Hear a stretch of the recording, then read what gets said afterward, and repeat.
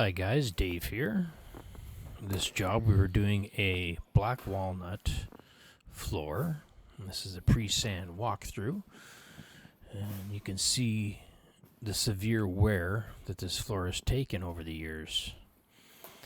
This floor was approximately, I would say, 25 to 30 years old. And it would have been installed, sanded, and finished back in the day. But you can just see the severe wear of this floor. Now, walnut is a relatively soft hardwood. It's about a 10-10 ranking on the Janka scale.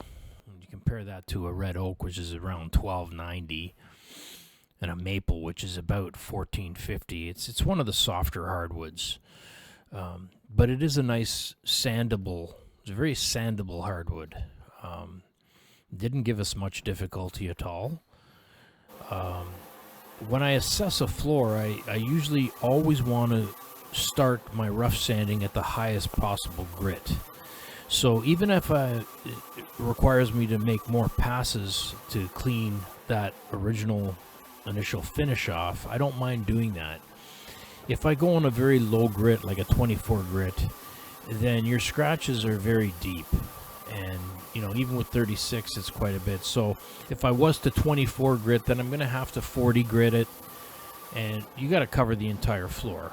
And you're also removing a lot more stock than may be necessary in sanding that way. So with this particular floor, John and I were able to rough this off with 40 grit. It was adequate.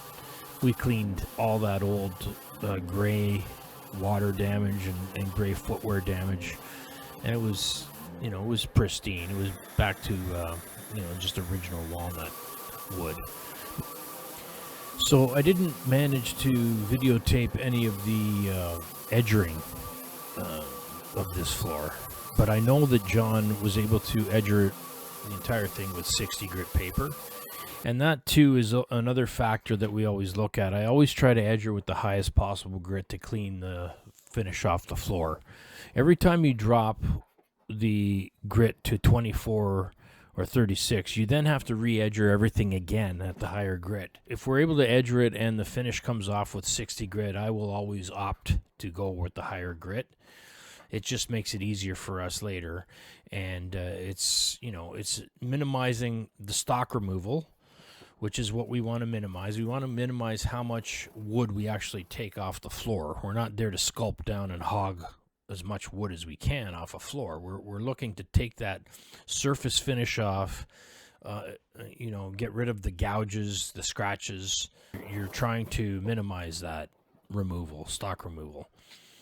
So it was very humid this particular week, extremely hot in southern Ontario. This was June.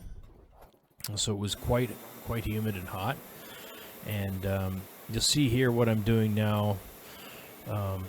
I'm scraping all the corners, and I'm also checking the perimeter for any unsightly edger lines along the perimeter of the floor, even on the sides. And where those cabinets are, I like to get really tight, because with the edger we can get up to that edge of the cabinet there, those kickboards there, but it was necessary for me to just scrape in to get it tighter and cleaner, because I don't like to butcher the melamine with the edger, dig into it. So we try to kind of go a little easy in those areas, and then get it with a hand scraper. So as I said, I didn't record any of the edgering videos, but after the scraping process, then I go to the OBS 18. Now, my reasoning for doing this is that you got to realize with the drum sander, your scratch patterns are going parallel to the planks of the wood. So they're running lengthwise, your scratch patterns from a drum sander. The edger is putting circular scratches along the perimeter. So effectively you have two different scratch patterns you're dealing with when you're refinishing a floor with your drum sander and then your edger. So in order to blend everything and bring all the scratch pattern and bring the wood to the same consistency everywhere, it's necessary to do orbital sanding. Now, you also missed, we orbital sanded the edge marks too, where we did the perimeter. But this was actually quite a relatively easy floor to sand. I don't do a lot of walnut. I remember when I started out in the trade years ago, the parquet floors we would do in apartment buildings, there was a lot of that black walnut parquet floor. It's a really nice floor, and it's fairly soft. I mean, it is a hardwood, but it's a softer hardwood, so it's an easier type of wood to sand. But in terms of the strip walnut floors, I haven't done very many of them at all, and so I was quite pleased at how this was able to sand up for me. Now you'll see with the OBS 18 here, this would be the first pass would have been a 60 grit on here. So I take a room, in this particular case, you're only seeing half of the room actually. In this video footage here, you're seeing half the room, and what I do is I progress through the room. I just divide the room in half, and I like to pass through with the OBS 18 this way, you know, making sure I'm covering everything. You're getting the wider dimension to when you go back and forth this way, so it's a little easier on the operator as well, because you're walking directionally with the machine, as opposed to when you go the other way and you're walking sideways with the machine. So I just find it a little easier to control the machine this way. And so what I would have done here was I 60 grit the entire floor like this, and then I would have vacuumed everything and went to the 80 grit. So that is the process that I did here with this particular floor, this job. And I just find you're putting the scratch pattern all into the same consistency everywhere. If you were doing a table, for instance, you would sand it up to 280, 320 with an orbital sander. So you would want your finish to be, your finish sanding to be all orbital sanded. So although this is a floor, and we're not obviously going to sand up to 280 or 320, it's a floor, right? But we still want to have the orbital sanding pattern on the floor. So that is the consistency of the wood, that it's done with an orbital sander. And then of course now very thorough vacuuming. So we had approximately 750 square feet on this job, and it took a lot of time to do the vacuuming, probably a couple hours, just to prep the floor and make sure it was pristine clean for the finish. And you can see the rich beauty of this wood. It's just in and of itself, it's a very rich dark wood. It's just it's quite a beautiful wood, actually. It doesn't require stain. You know, it's just such a nice wood on its own, natural, with a polyurethane finish on there. It's just a very nice wood. And then I go to the Swiffer. So after vacuuming, I Swiffer everything, and I Swiffer it twice. So what you don't see in the video is I actually will Swiffer a section, maybe a room. I'll vacuum the Swiffer off, then I'll Swiffer the room again. After that, the floor will be totally ready for either stain or urethane. In this particular case, it was just straight to the urethane. Now you can see when I'm cutting in, I always take a room. So in this particular case, I'm cutting the perimeter. You didn't see me stirring the cans, but I did spend a considerable amount of time stirring the can, because this was a semi-gloss finish. So it was Fabulon Semigloss, and you spend a good amount of time stirring the can. You never shake the cans. You don't want to put bubbles in it. Just stir it up really good, and apply a liberal coat. That's what you want to do. You'll notice that when I'm applying the urethane, I apply a nice thick, heavy first liberal coat. You want to really cake it on there, and I always go back. So I'll apply the width of a roller to put it to fill the floor and to cover the floor, and then I'll go back half the roller to catch the overlap. And that's how I work the room. I'll work the room the same way, right across. And, you take your time, you make sure you cover it. So, of course, this isn't fast forward, but I'm very careful to make sure that I've got enough urethane covered on there. And I'll have to dunk into the tray probably twice for this strip. I'd say it was about 18 to 20 feet in this room. So I'll dunk it, at least twice to get my roller nice and full and apply it onto the floor. And I just find that when you do that, you get a nice consistency, then your floor is going to be even, and it's going to be it's just going to be covered properly. So you want a good base, so when you're screen sanding between coats, that you have a good foundation. And that's basically what you're looking at here. So now I'm into the kitchen dining sort of area section of this house. We're exiting. This was actually this is actually a farmhouse. This was an apple orchard, and this was the guy's house that was right on the farm. It was one of two houses that were on the farm. So the other one is about just a little ways down the street, on the same street actually. But so anyway. You can see here I'm just cutting in, and I always like to cut in the perimeter. Good section that I'm going to do first. Make sure you put a lot of finish on there when you're finishing. You make sure you really cut in thoroughly. You want to make sure that there's enough finish on there. And yeah, it's all pretty much the same type of thing, straightforward here. I'm stirring up the cans there. You notice I have a piece of green tape on my hand, on my left wrist there, and that's just to catch any potential bugs or, pieces of dirt or hairs that might pop up when you're working the floor. I like to just, catch you want the floor as clean as possible, so when you're working it, then, if you see anything, you can pick it up as you go.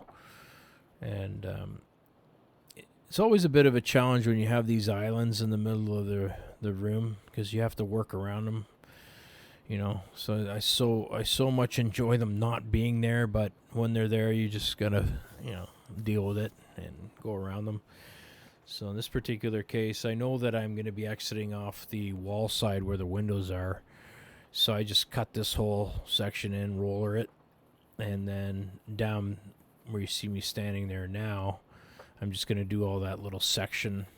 Then I'm going to come around. You have to work relatively quickly with this urethane also, because if you're just going to let it sit and then you try to roll over it, even after, especially in this heat and humidity we had, it was particularly hot this week.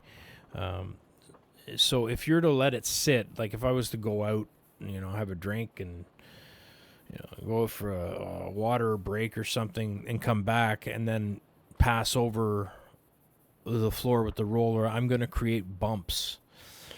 You don't want it to sit for 2 or 3 minutes. You're really playing with fire if you do that, because especially with the heat as it starts to set in, if you then go back over it a few minutes later, you're going to create bumps for the following day. And they're just so annoying to try to get them out. You got to get on your hands and knees sometimes and try to, screen them out unless you're using the machine. If you're going to screen sand with the OBS 18, it's a lot easier. But if you're going to hand screen it, then it's quite a challenge actually to do that. So you can see as I cut out, I just leave myself the exit room here, and I'm cutting right along this little strip here. Section. So where it's in the front of this cabinet here, as that's starting to set into dry, I have to be careful that I don't go too far over, because as I said, when it starts to dry in, if you're re-rolling over that, you're going to create those little bumps. So I try to stay right on the line as much as possible and not overlap it too much. I did work relatively quickly, so It wasn't that bad, but you got to be aware that when you are finishing the floor, that you're not dwelling too long on a section, because if you do, you're going to find that you're going to get those little bumps. So, and I just back my way out. That's my usual way, is I leave myself a strip and then back my way out. So here I am the following day, and I have the OBS 18. So this would have been a 180 grit on the OBS 18. So that's usually how I would work it. Between my first and second coat, I OBS 18 with a 180 grit, and it just makes it smooth as glass. It's so smooth after that, and it only requires one pass. You can go over it, you can do more than one pass, but it really only requires you to do one pass with this machine, with the screen. And what you don't see in here is all the time is I will actually vacuum the screen after a period of time, just to here, that's what I'm doing right there, is I just vacuum the screen off and then reapply the screen, because it just clogs up with the urethane powder that you're screening. So it's best to just, periodically stop, vacuum it off, and deal. If you just do one pass, that's going to be sufficient, and it's going to take all that coarseness down to make it very even, flat. So this is my standard procedure between coats, especially when it's just a urethane job. And you have, I had about 750 square feet approximately total. So to try to do this by hand, it's, you can do it. I have done it before, but it's just, it's not an easy feat. You're really grinding this out if you're doing it all by hand, and especially in this heat. It was quite a hot week we had here. So using the machine is always just a bonus to be able to do this. You try to maintain that OBS 18 parallel to the floor as much as possible. You don't want to angle it too much in towards you. The natural tendencies to want to pull towards you, and so there's a bit of an angle. But you want to maintain as much as possible that surface of where the screen is on, the surface of the screen. You want to maintain that to be as parallel to the floor as you can. Okay, so I skipped the vacuuming and tacking, but obviously I did that between coats. So here I am applying the second coat, and same as the first, exactly the same procedure, just taking everything down and cutting the perimeter and then applying the second coat.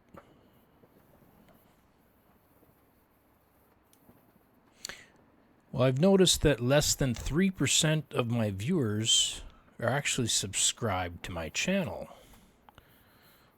So if you do like the content, you enjoy the videos, if you find you're getting any benefit from watching my videos, I'd greatly appreciate it if you could like the video, and if you want to subscribe to the channel, that would be greatly appreciated too. So I'm just finishing this off. You can see the beauty of that black walnut. It's such a beautiful wood. It has that rich color to it, just with the polyurethane finish. Such a nice floor.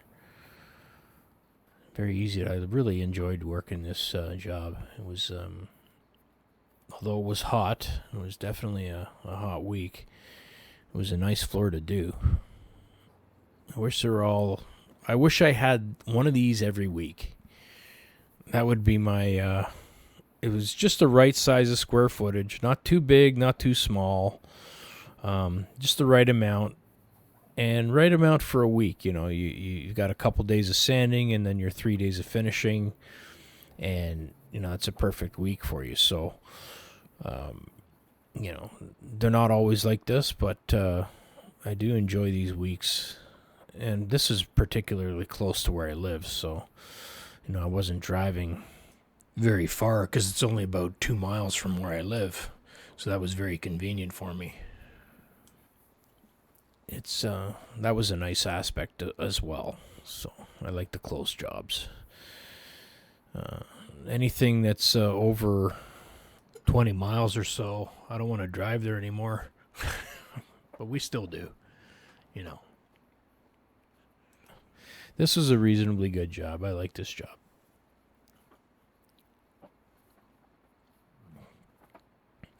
So you can see it's very repetitious. You get into a groove when you're applying finish. You just kind of, it's the same thing every time, and you just kind of get into a rhythm and a groove of how you apply the finish.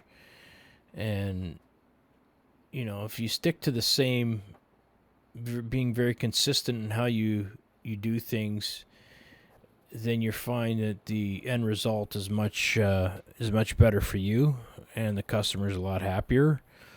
So, you know, I really try to do everything pretty much the same way every time I do a floor. I don't want to alter too much if I don't have to, and it's all pretty much the same. What does change is the grits we're going to start a job with. Also, what will change is the amount of time we're going to have to spend the sanding. So that, depending on what's on the floor, that will greatly determine how we're going to be sanding the floor, the grits we're going to use, and of course this wasn't a stain job, so we didn't have to deal with that. Beauty of this wood, how beautifully rich, and they call it black walnut, but it looks more red to me. It has more of a red, almost like a mahogany type of look to it, but it was quite a nice floor. I did return the following day, and I screen sanded it with a 220 grit, vacuumed and Swiffered, and then applied the third coat of urethane. I hope you enjoyed this video of sanding and refinishing a walnut floor.